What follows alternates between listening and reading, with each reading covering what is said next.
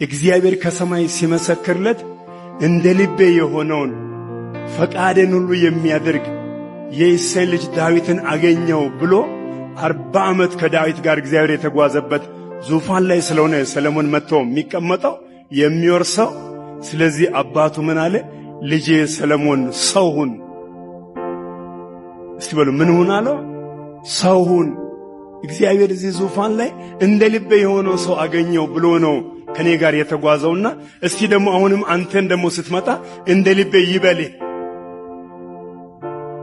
ዳዊት እንደ ልቤ ያለ አምላክ፣ ትላንትና አባቶች እንደ ልቤ ያለ አምላክ ዛሬ እኔና እናንተንም አሁን እየመጣን ያለውን ትውልድንም ይሄን የመሰለ የከበረ ነገር ልትወርሱ ያላችሁትን ወራሾችን ትውልድን ኢየሱስ የትላንትናዎች እንደ ልቤ ያለ አምላክ እኛንም ይበለን።